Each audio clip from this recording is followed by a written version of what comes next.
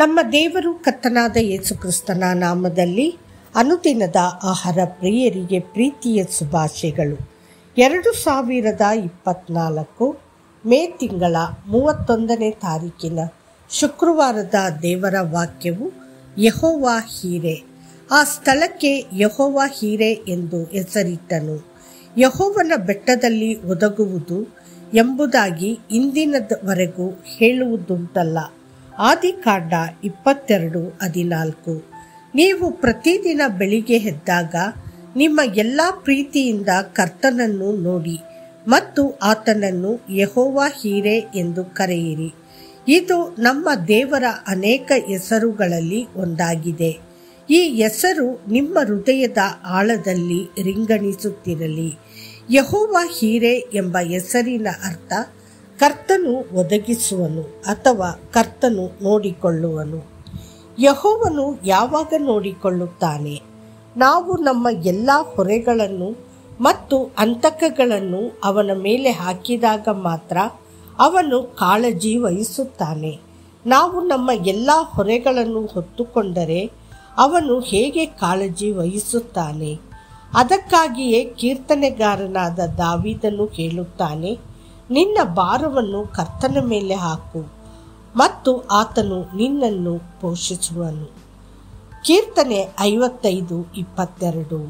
ಅಪೊಸ್ತಲನಾದ ಪೇತ್ರನು ಹೇಳುತ್ತಾನೆ, ನಿಮ್ಮ ಚಿಂತೆಯನ್ನೆಲ್ಲ ಆತನ ಮೇಲೆ ಹಾಕಿರಿ, ಆತನು ನಿಮಗೋಸ್ಕರ ಚಿಂತಿಸುತ್ತಾನೆ. 1 ಪೇತ್ರನು 5:7. ನಾವು ಯೆಹೋವನಲ್ಲಿ ಶತಕೋಟಿ ಬಾರಿ ಮತ್ತು ಅನಂತವಾಗಿ ನಂಬಬಹುದು.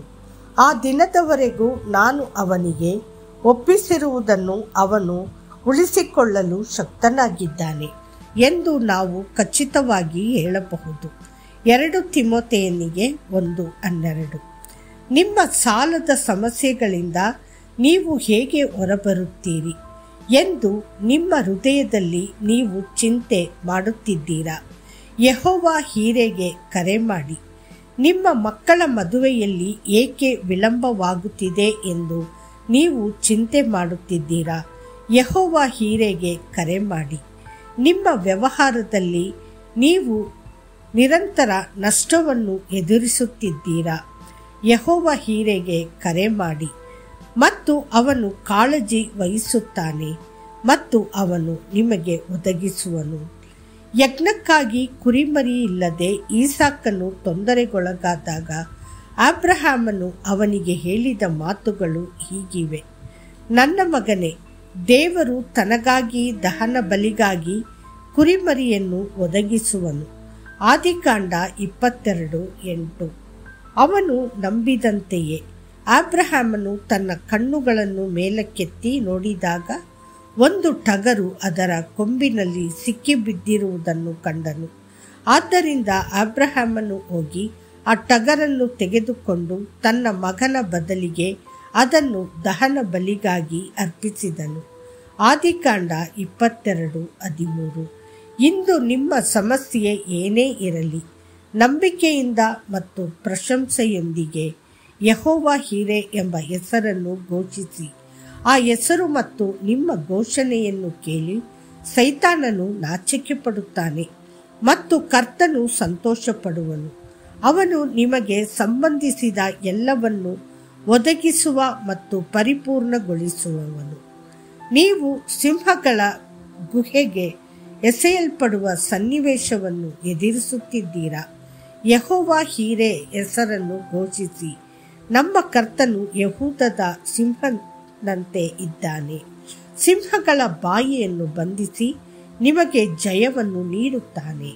ಉರಿಯುವ ಕುಲುಮೆಯು 7 ಪಟ್ಟು ಹೆಚ್ಚು ಬಿಸಿಯಾಗಿದೆಯೇ? ಯೆಹೋವ ಹೀರೆ ಎಂದು ಕರೆಯಿರಿ ಮತ್ತು ದೇವರ ಮಗನು ಕೆಳಗಿಳಿದು ಆ ಉರಿಯುತ್ತಿರುವ ಕುಲುಮೆಯಲ್ಲಿ ನಿಮ್ಮೊಂದಿಗೆ ನಡೆದು ಎಲ್ಲ ಹಾನಿಗಳಿಂದ ನಿಮ್ಮನ್ನು ರಕ್ಷಿಸುತ್ತಾನೆ. ದೇವರ ಮಕ್ಕಳೇ, ನಿಮ್ಮ ಭವಿಷ್ಯದ ಬಗ್ಗೆ ನಿಮಗೆ ಭಯ ಮತ್ತು ಅಂತಕವಿದೆಯೇ? ಪ್ರಯೋಗಗಳು ಮತ್ತು ಕ್ಲೇಶಗಳು ನಿಮ್ಮ ಜೀವನದಲ್ಲಿ ಅಲೆಗಳಾಗಿ ಬರುತ್ತವೆಯೇ? ಯೆಹೋವ ಹೀರೆ ಎಂದು ಕರೆಯಿರಿ. ನಿಮ್ಮ ಭವಿಷ್ಯವನ್ನು ತನ್ನ ಕೈಯಲ್ಲಿ ಹೊಂದಿರುವ ದೇವರು ನೀವು ಕೇಳುವ ಅಥವಾ ಯೋಚಿಸುವ ಎಲ್ಲಕ್ಕಿಂತ ಹೆಚ್ಚಾಗಿ ನಿಮ್ಮನ್ನು ಹೇರಳವಾಗಿ ಆಶೀರ್ವದಿಸಲು ಸಾಧ್ಯವಾಗುತ್ತದೆ. ನೆನಪಿಡಿ, ಯೆಹೋವನು ನನ್ನ ಕಾರ್ಯವನ್ನು ಸಿದ್ಧಿಗೆ ತರುವನು. ಯೆಹೋವನೇ, ನಿನ್ನ ಕೃಪೆಯು ಶಾಶ್ವತವಾದದ್ದು. ನೀನು ಕೈ ಹಚ್ಚಿದ ಕೆಲಸವನ್ನು ನೆರವೇರಿಸದೆ ಬಿಡಬೇಡ. ಕೀರ್ತನೆಗಳು 138:8. ಕರ್ತನು ನಿಮ್ಮನ್ನು ಆಶೀರ್ವದಿಸಲಿ. ಆಮೇನ್. ಆಮೇನ್.